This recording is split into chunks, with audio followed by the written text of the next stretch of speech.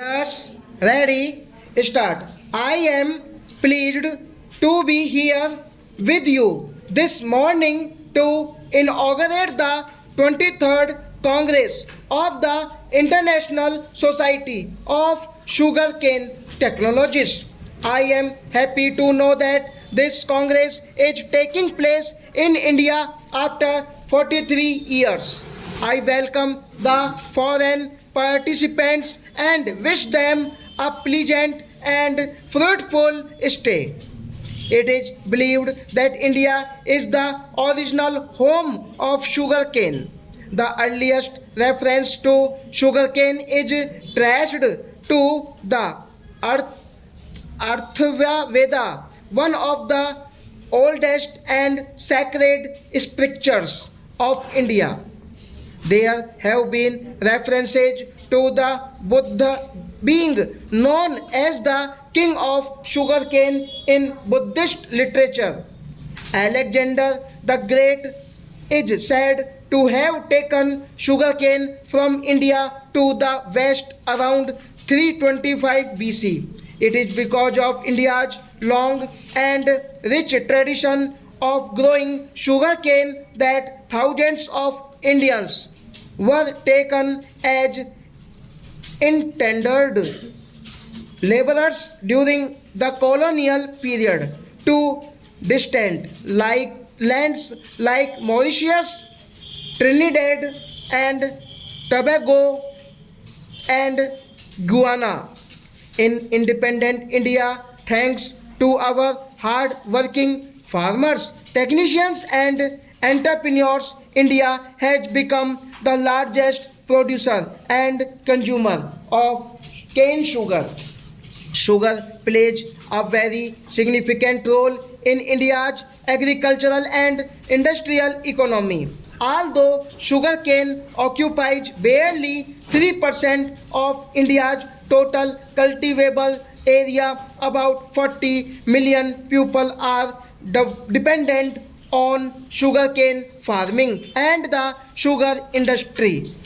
A unique feature of the Indian sugar industry is that more than 58% of production takes place in cooperative factories, which are also the focal point of multidimensional socio-economic development in rural areas.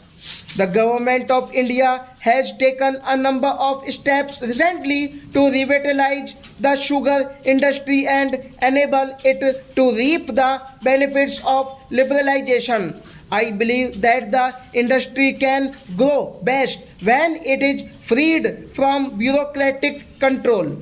Accordingly, the sugar industry was delicensed on 1st September last year. This will allow the faster creation of new capacity both in the existing sugar mills and in new ones. Larger and better equipped sugar mills will result in better quality sugar. Decentralization of decision making is another dimension of reforms in the Indian sugar industry and trade. When we have given the states the freedom to decide how many sugar dealers are needed and removed the maximum stock holding limits as a result of these and other measures. I am happy to note that the price of sugar has remained largely stable compared to the prices of other commodities. Technological development in sugarcane cultivation and sugar industry is vital for raising both productivity and prosperity in rural India. To achieve this, the government runs the Sugar Technology Mission, which has developed five new technologies which are being applied in many factories.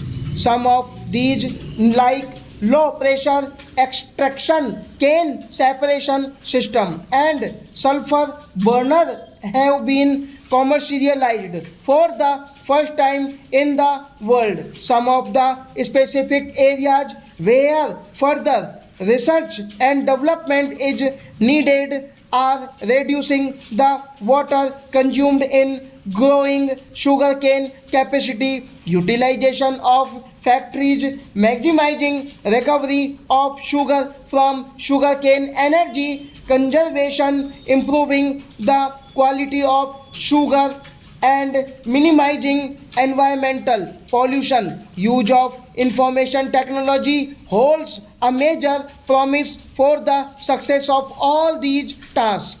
Our sustained efforts in sugarcane breeding have raised cane productivity to world levels.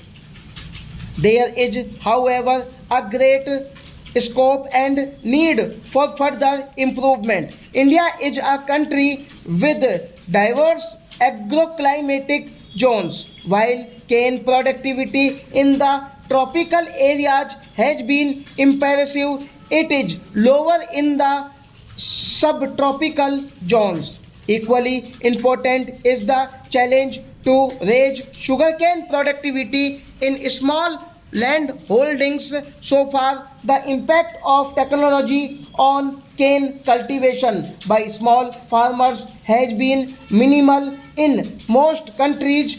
Experience shows that education and active involvement of farmers are a key guarantor for the success of technology outreach programs. Development of byproducts of sugar is vital for improving the industry's financial viability. India has gained successful experience in commercializing these value addition processes.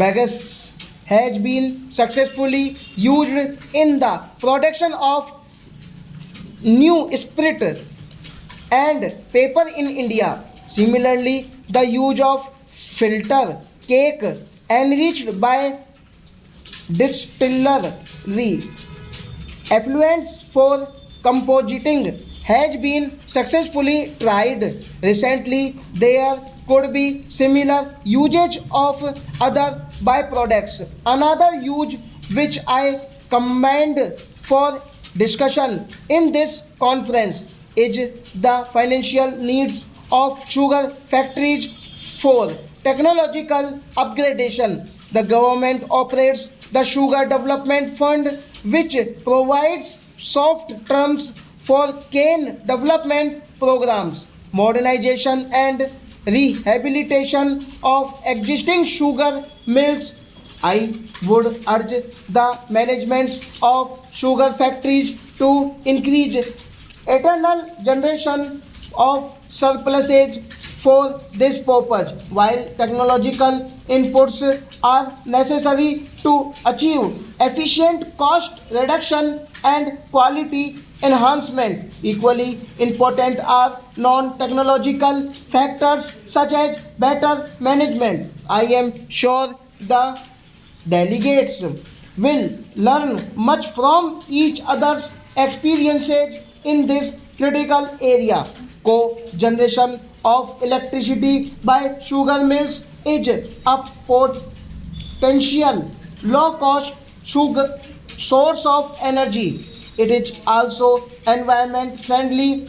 There are newer technologies which reduce the moisture content on cane, improving the viability of congregation projects.